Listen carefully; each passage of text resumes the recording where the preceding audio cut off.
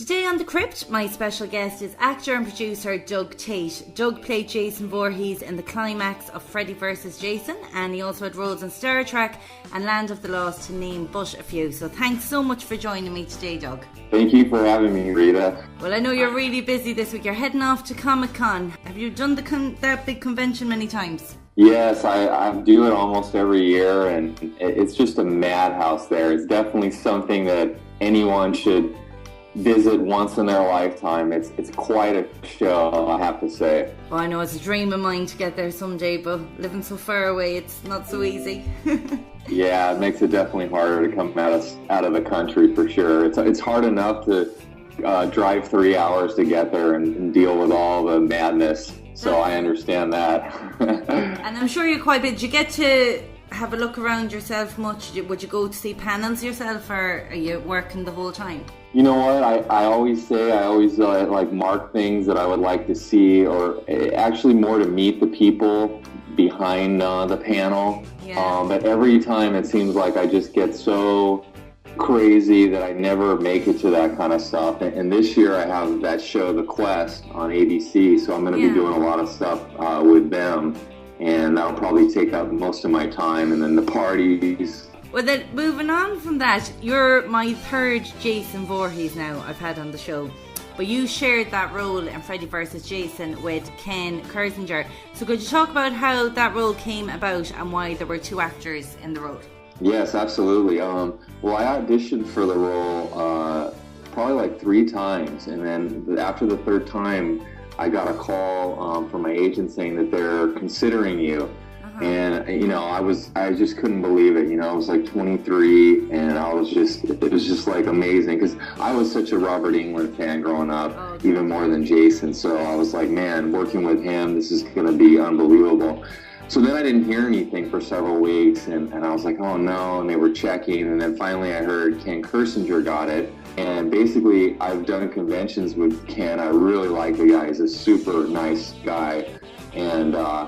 And he came to tell me that he went into interview for the stunt coordinator job in Ronnie U, and they shot in Canada. I'm from Los Angeles, and Ronnie U said, how tall are you? And then he said 6'5", same height as me, and he had the build. And he said, what do you think about playing Jason? And of course, Ken said, are you kidding me?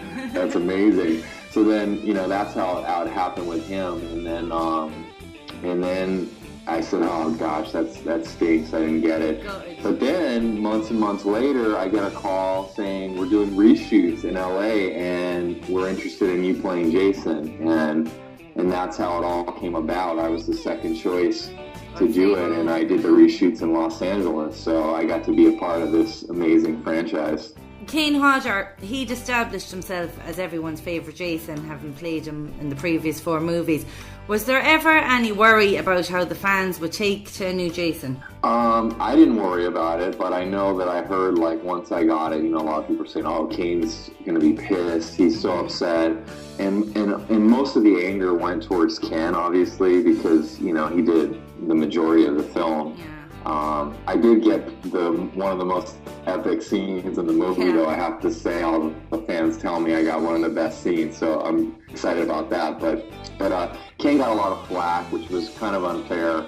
You know, anybody in his shoes would have taken the role, and there was many Jasons before Kane, and, you know, so it's just one of those things where, you know, Ken did a great job, and he did a great job. And, you know, obviously it sucks that Kane didn't get it, but, you know, this is Hollywood. Nothing is for certain, you know. It's just things like that happen. Well, as you mentioned there, you got the best scene in the movie. It must have felt so awesome when you're rising out of the water and Freddy Krueger's head in your hand. I would have been like, that's it, my life's complete now. It was definitely a great start. It was my first big movie, my big iconic character, and it was definitely, you know, one of those ones where it started to put my name out there, and I'm grateful. Coming full circle now, it's been 10 years. We did the reunion last year at Horror Hound, and you know, the fans now know who I am, and it's just a great franchise to be. Was that scene difficult to shoot? Because I believe they had to put a lot of padding on you in that as well.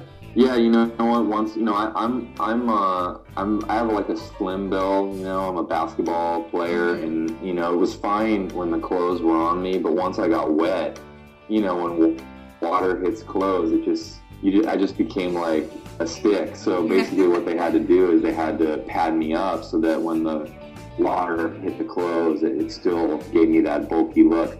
That wasn't too big a deal.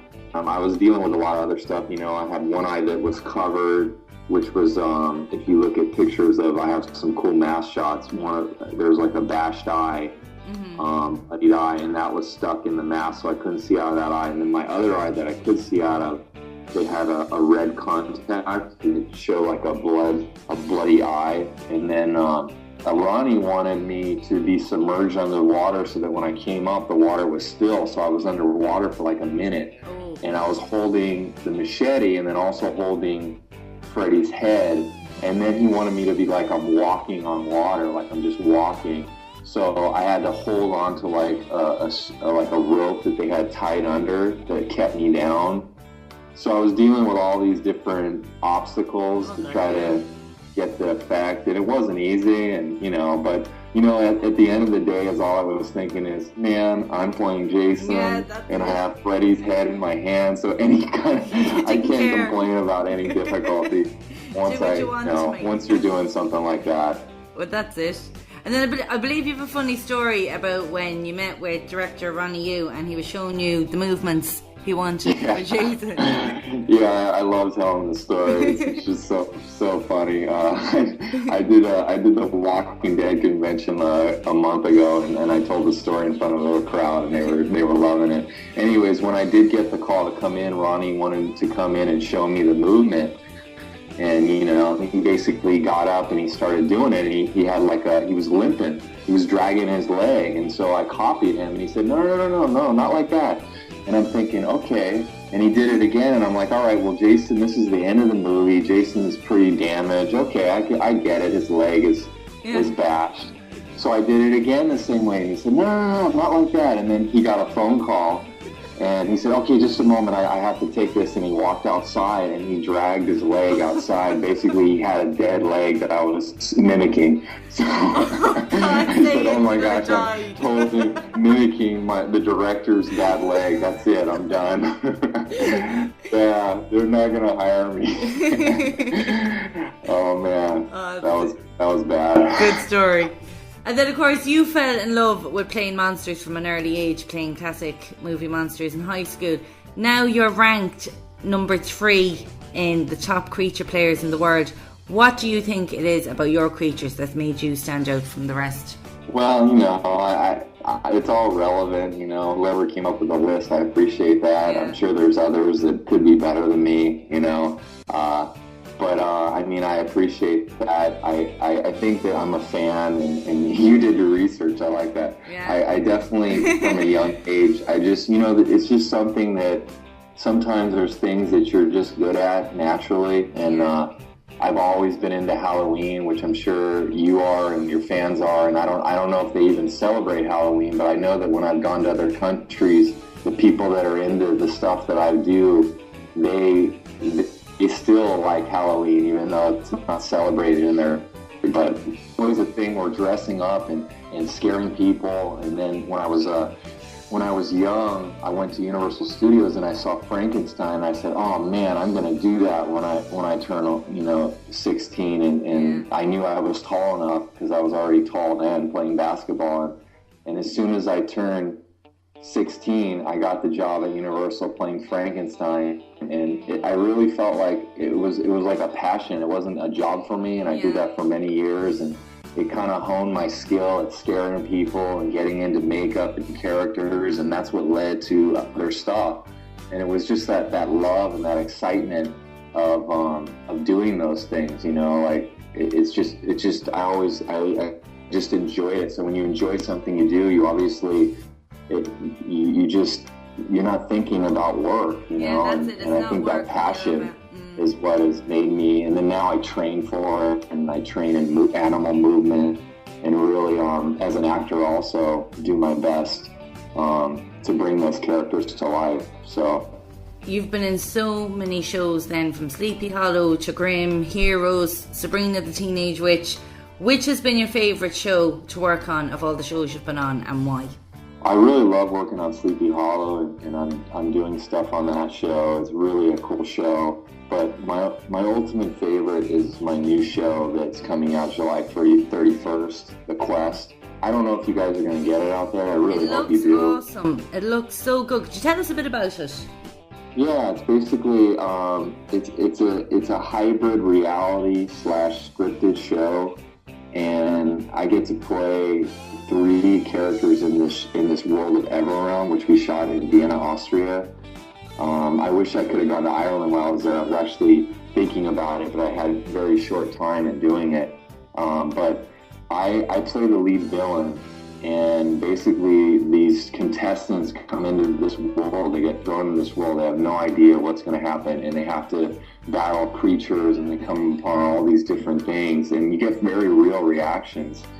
And I play these characters with dialogue too, so I get to get into voices and movements and different speech, and Voorhees is this evil character that has totally taken this magical world that was once peaceful, and now he's wreaking havoc on it, and it just was a really, really awesome experience, because, you know, back in the days when I did the haunted houses and stuff, you get that real reactions and scares, and I felt like I was doing that in film. And, you know, the level of Lord of the Rings, we had the Lord of the Rings executive producer, so it was that quality of work that was just amazing. You could come up to my face and the makeup just looked so real, and it's just, I really hope it's going to hit. You know, we're promoting it at Comic-Con, and it's just an amazing experience. It sounds really good. Hopefully we'll get it over here with any luck. Absolutely. With all the costumes and makeup and prosthetics and everything, what would be the hardest thing about playing creatures? I'd say, like, with claustrophobia be a big problem in some of the costumes you have to wear.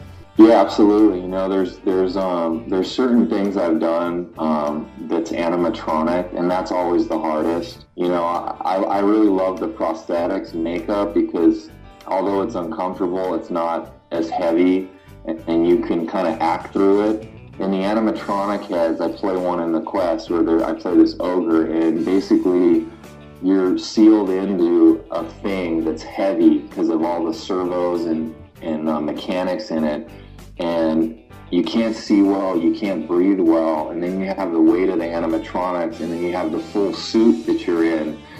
And you know, when you're doing movements and acting in that, after a minute or so, you're out of breath, but you got to keep going. And you know, I did this movie, Nights of Bad Aston. I don't know if you saw some of the pics on that, but it weighed over 135 pounds. And you know, you get to a point where, you know, people forget there's a human in there sometimes.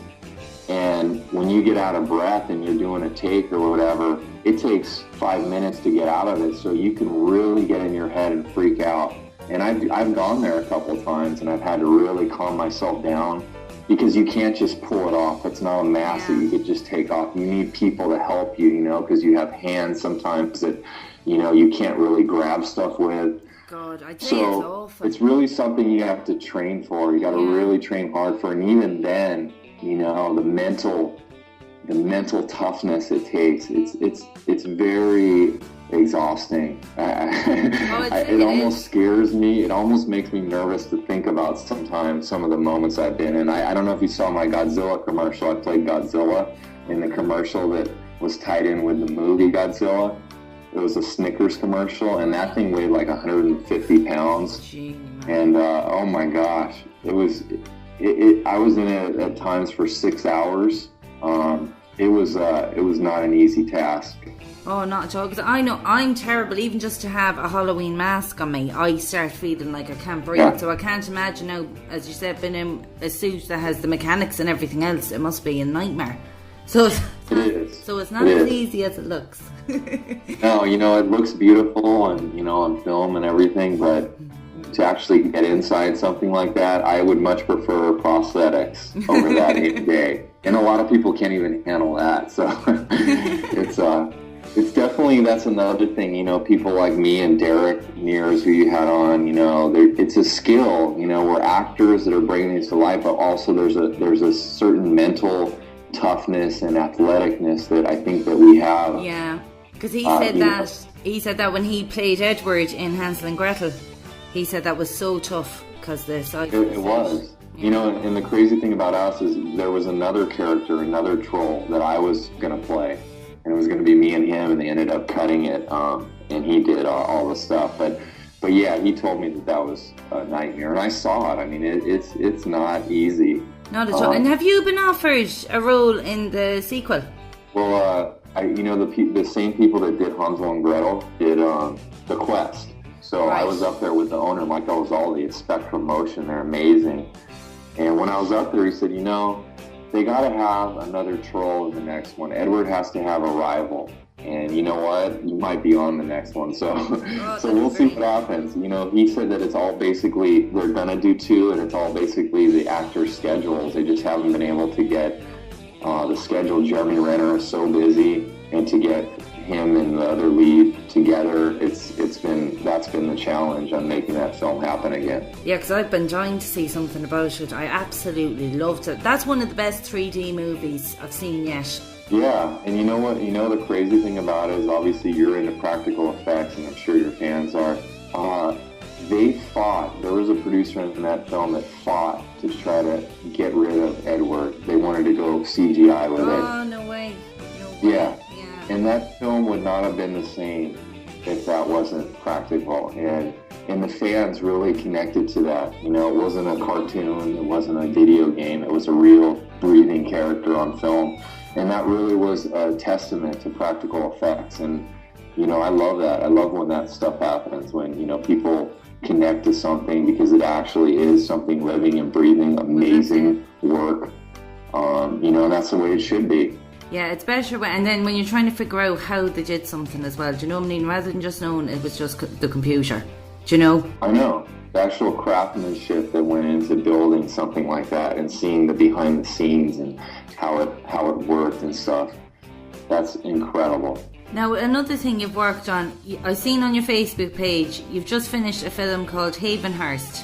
And you said, wait till you see the madness of this movie. So now I'm totally intrigued. So you'll have to tell us about it. Yeah, that was a really great experience. I actually played a character where you see my face. So I'm very pale and I don't have any hair because I live inside the walls. And it's based off H.H. Holmes, which was a serial killer back in the early 1900s in Chicago and New York, and basically what he did was he built all these traps and secret passageways in his house, and he would hide people in these walls. And I'm kind of like a descendant, I'm like a great grandson of him, and basically Julie Benz stars in it from Defiance and Dexter, and the executive producer is Mark Berg, and he's the executive producer of Saw and Texas Chainsaw.